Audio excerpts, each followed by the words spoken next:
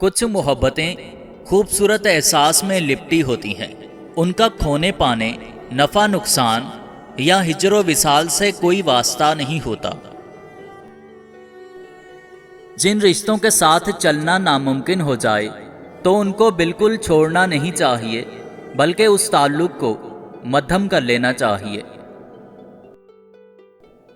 کچھ بھی ہو، کچھ لوگ، کچھ رشتے، کچھ احساس، کچھ پل اور کچھ وعدے انسان بھول نہیں سکتا، ہاں بس صبر کرنا پڑتا ہے۔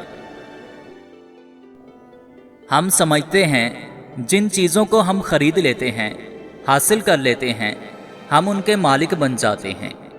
ہم ان کے مالک نہیں بنتے، ان کے غلام بنتے ہیں۔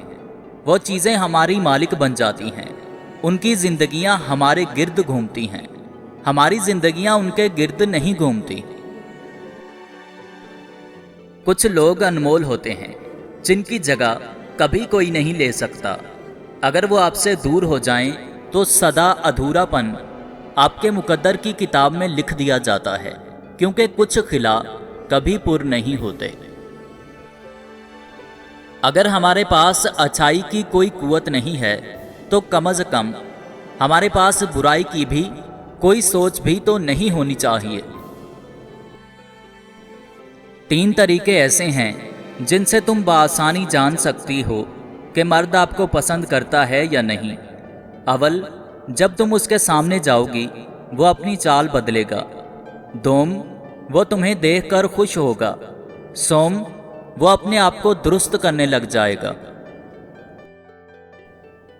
تم جب کسی عورت سے محبت کرتے ہو تو وہ خوبصورتی سے چمک اٹھتی ہے اور وہ چمک اس کی آنکھوں میں پھیل جاتی ہے۔